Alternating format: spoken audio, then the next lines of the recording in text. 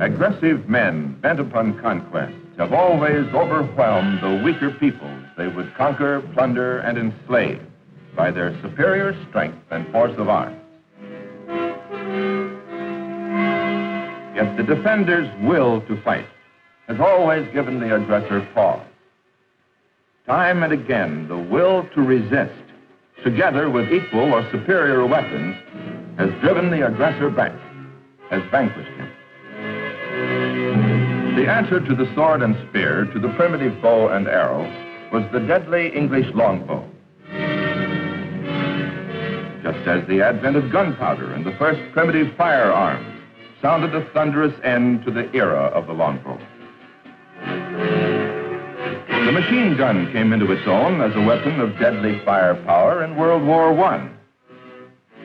That same war saw two other new and potent weapons make their first appearance in combat. The tank, first designed to break the stalemate of trench warfare. And the airplane that carried the war into the air, and through bombing and strafing, created confusion behind enemy lines. The plane was to revolutionize warfare, and in so doing, change the world and the lives of men.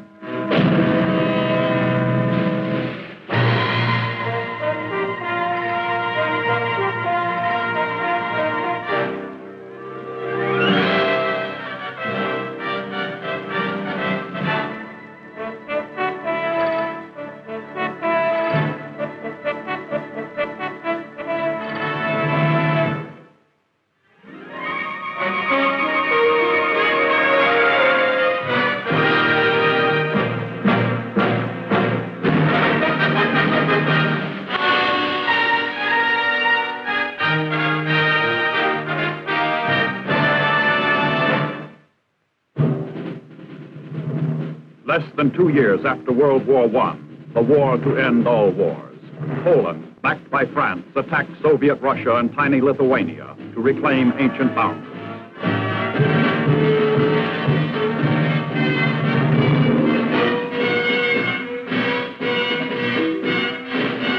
Romania invaded Hungary and occupied Budapest.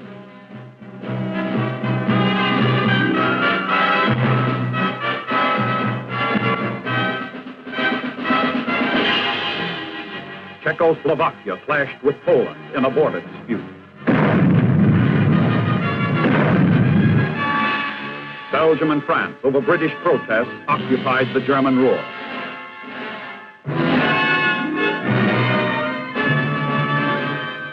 A far-flung series of seemingly unrelated events was beginning to weave a web that eventually would enmesh nearly all mankind. There was inner turmoil in Italy.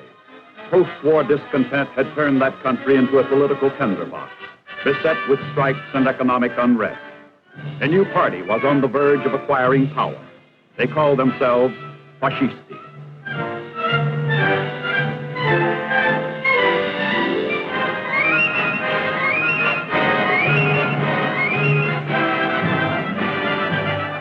Benito Mussolini, an ex-newspaper editor, was their leader. As far as most Americans were concerned, those small wars and foreign political turmoils were far from our ocean-guarded shores, remote from the American way of life, something to read about in the newspapers. The old maxim, the price of freedom and peace is eternal vigilance, was forgotten in the Roaring '20s. During the years immediately following World War I, the chauvinistic Prussian mind, stunned and humiliated by defeat, began planning for the next war. The German militarists planned exceedingly well. They would become masters of the blitzkrieg, lightning war. All they awaited was a political leader and the coming of the next war.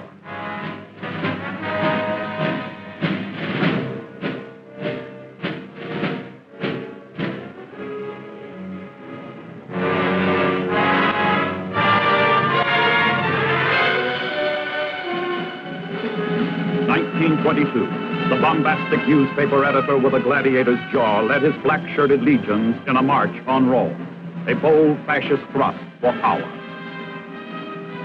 Benito Mussolini was a flamboyant reincarnation of the Caesar God image. He made good copy for the international press. He ordered large doses of castor oil forced down the throats of those who disagreed with him.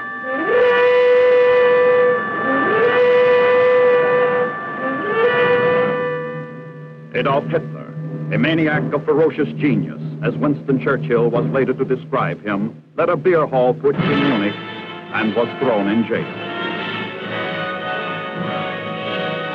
While in prison, he wrote a book, Mein Kampf, which told the world exactly what he planned to do. Adolf Hitler was merely a rabble-rousing part of the political turmoil in Germany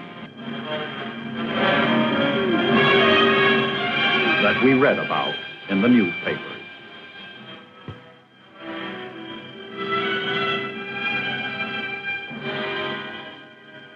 September 1931. An explosion on the Japanese-operated South Manchurian Railroad resulted in the invasion and occupation of Manchuria by a Japanese army.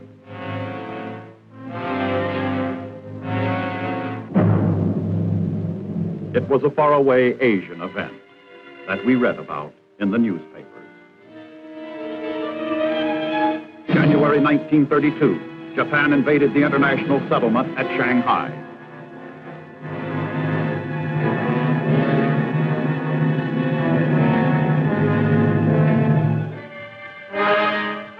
January 1933, Adolf Hitler became Chancellor of Germany, sharing power with the aging President von Hindenburg. August 1934, President von Hindenburg died.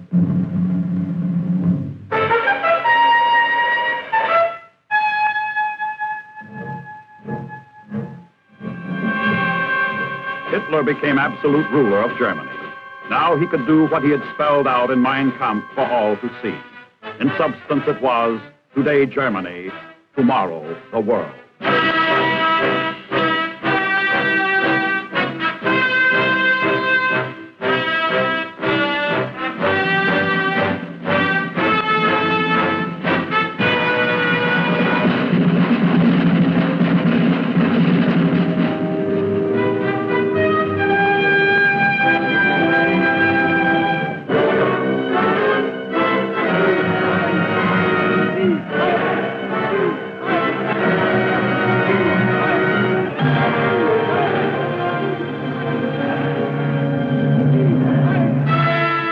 October 1935, Mussolini's fascist army invaded and conquered Ethiopia in 7 months, using the weapons of modern warfare against the people who still fought with spears and primitive firearms.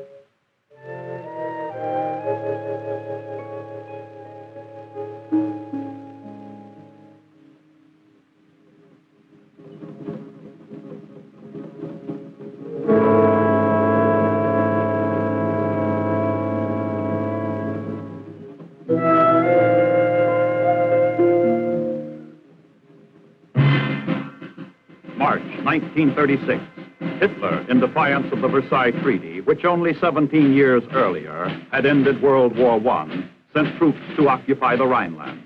Amazingly, the French did not resist.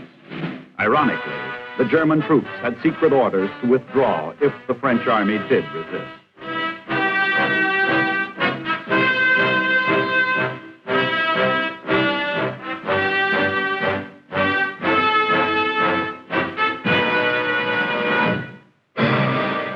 July 1936.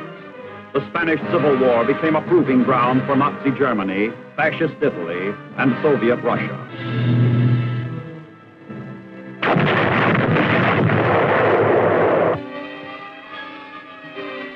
They furnished men and weapons to the opposing factions.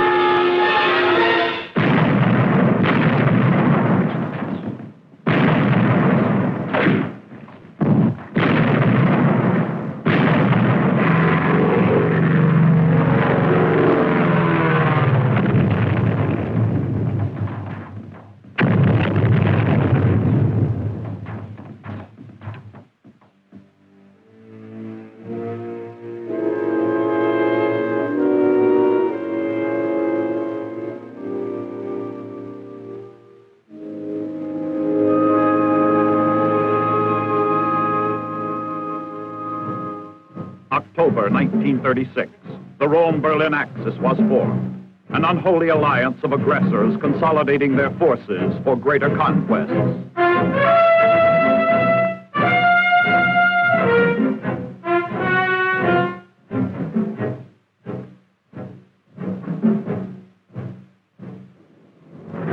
December 1937. The Japanese invaders of China bombarded and sank the United States gunboat Panay on patrol in the Yangtze River.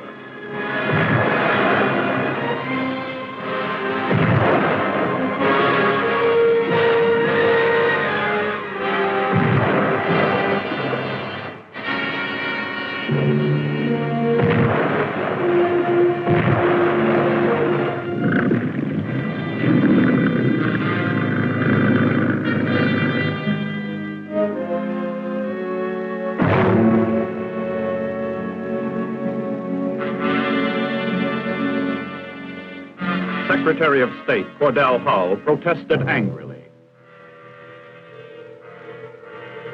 Japanese Ambassador Saito replied, "The Japanese government and people wish to express their profoundest regret to the American government and people on account of this deplorable incident." The apology was accepted. World events were beginning to move with ever-increasing momentum toward a cataclysm of blood. The point of no return was fast approaching.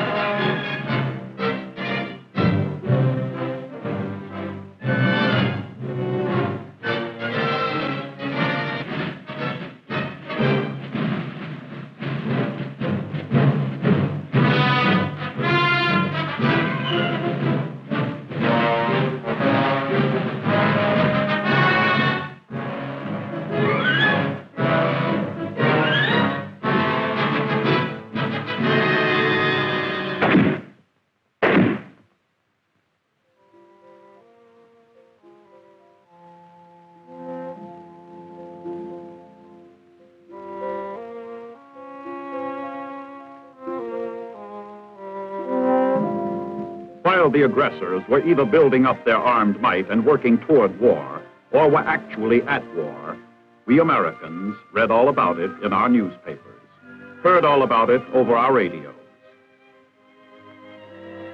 watched the violence and the carnage in the newsreels, in the safety and comfort of our movie theaters. It was all so far away from the shores of our great protective oceans, the Atlantic on the east and the Pacific on the west.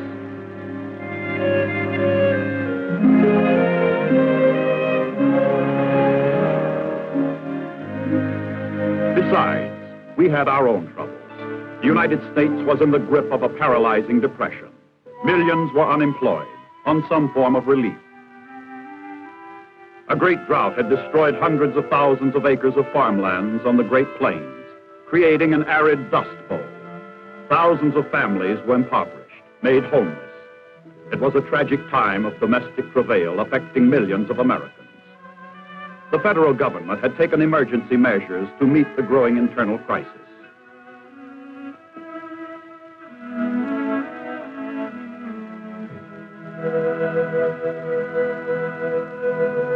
Among the many relief agencies it established was the Civilian Conservation Corps, the CCC.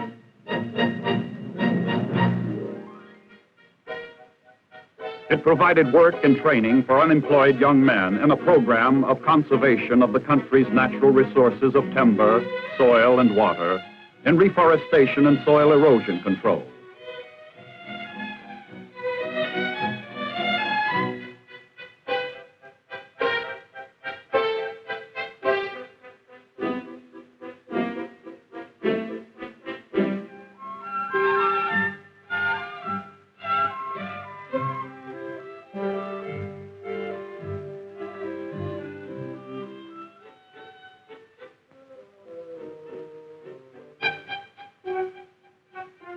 The United States Army was given the responsibility of operating and administering 1,600 CCC camps with 300,000 enrollees throughout the continental United States, Alaska, Hawaii, Puerto Rico, and the Virgin Islands.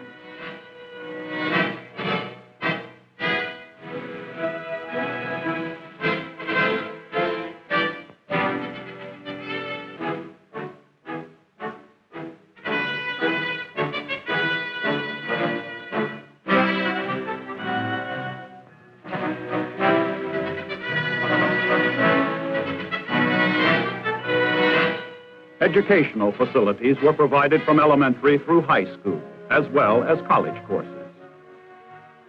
Each camp was commanded by an officer, usually a captain with 2 lieutenants. One is adjutant, and the other is supply and mess officer. It was invaluable experience in leadership for Army officers. Military law and discipline did not apply to the CCC camps.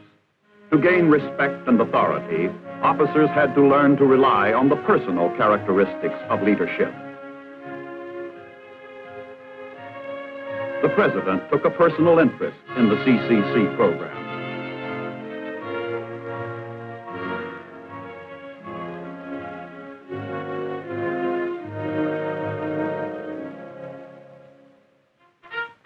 More than 4,500 regular and reserve Army officers on active duty were engaged in this work during the years preceding our entry into World War II.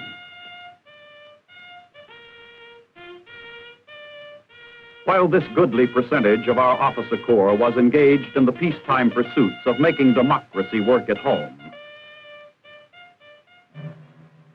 the officers in the aggressors' armies were being trained, conditioned, and blooded to combat toughness by the brutal war in Ethiopia.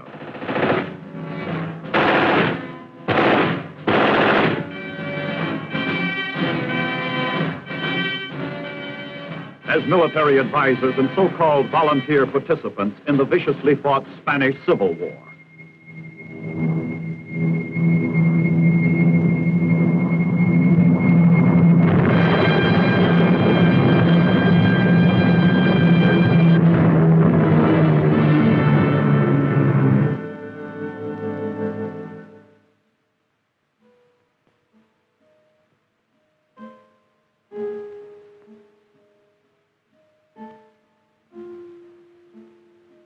At the same time, Japan's continuing war of conquest in China was honing her armed forces to razor-edge sharpness.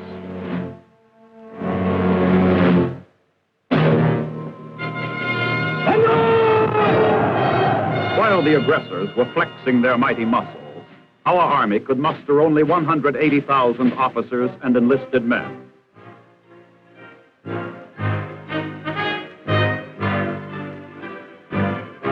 The Navy had less than 114,000 men. The Marine Corps, 18,000. A total defense establishment of a little more than 300,000 men.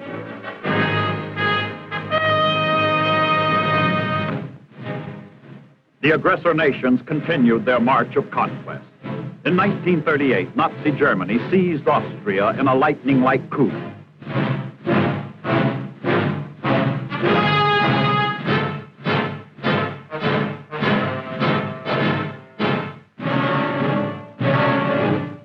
At a parley in Munich, in a desperate bid for peace, Britain, France, Italy, and Germany agreed to the dismemberment of democratic Czechoslovakia. Hitler got the spoils without firing a shot.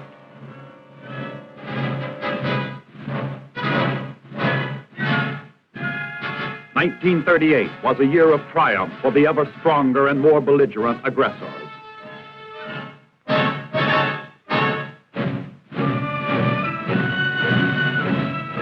Drunk with power and bloodlust, the Nazis turned upon a large segment of their own German citizens, perpetrating their greatest abomination.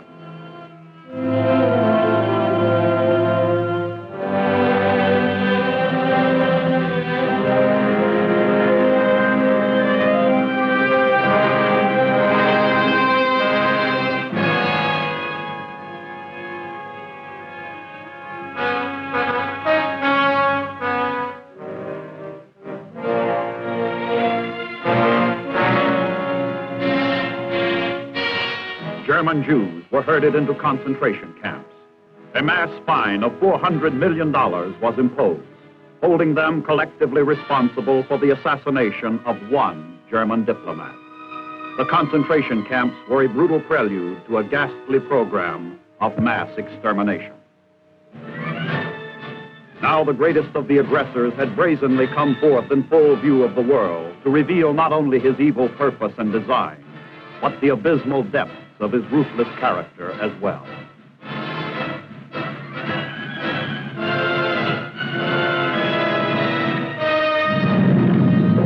British Prime Minister Neville Chamberlain returned from Munich. This morning, I had another talk with the German Chancellor, Herr Hitler. And here is the paper which bears his name upon it as well as mine. We regard the agreement signed last night and the Anglo-German naval agreement as symbolic of the desire of our two peoples never to go to war with one another again.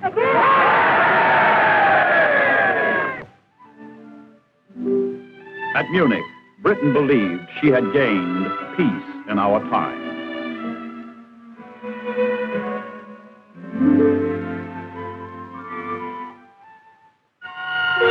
France sat behind her Maginot Line, confident of its impregnability. It was a labyrinth of fortifications, above and below ground, considered at the time the ultimate in military defense. Elaborate, impressive, but outmoded.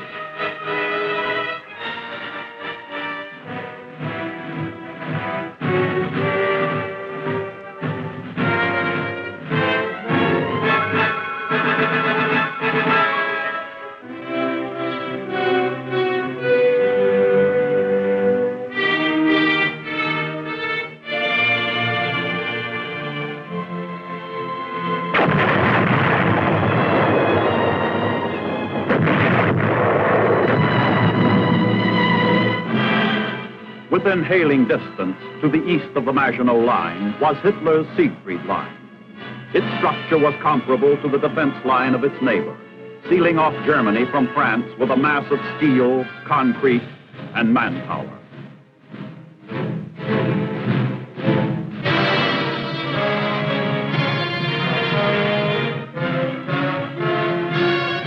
Adolf Hitler toured the Siegfried Line. Now he was a powerful ruler, ready to set in motion his plans for conquest.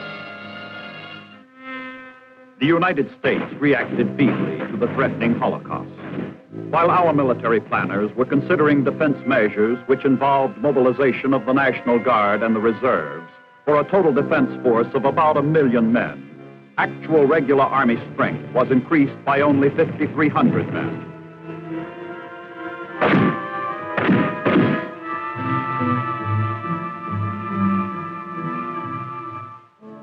The Navy added 5,400.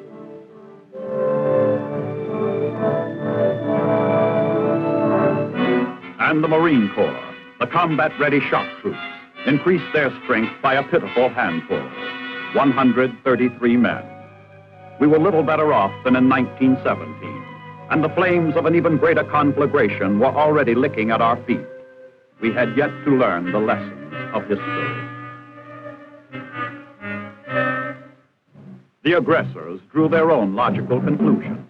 The United States was an isolationist nation, a nation struggling to recover from the grip of a Great Depression. 19% of its workforce unemployed. A total defense force, Army, Navy, and Marines, of less than 320,000. It was the false and fatal economy of unpreparedness, the ages-old invitation to an aggressor.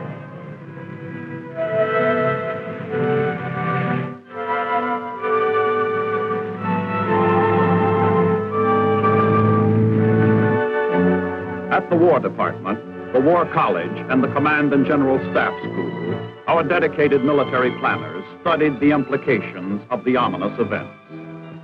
For through those years of the gathering storm, United States military leaders remained alert to the defense and security of their country.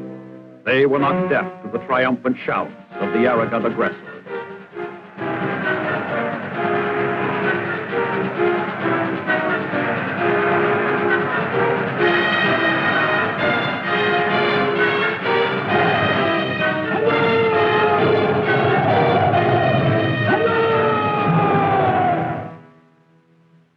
frightening display of ruthless power and evil purpose by the Nazi, fascist, and Japanese militaristic bully boys.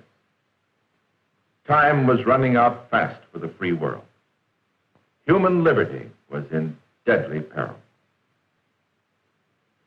You have just seen the second episode in a special documentary series of Big Pictures, presenting highlights of the history of the United States Army, from World War I to the years of the Cold War, a history which has been dictated by the far-reaching events which have carried this nation from isolationist complacency to immense global responsibilities and commitments in a titanic struggle to defend its own way of life and that of the rest of the free world as well.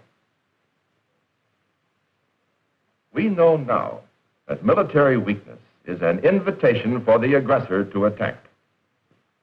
And in the light of that great lesson, we have finally had to learn the hard way at tragic cost in blood, lives, and resources.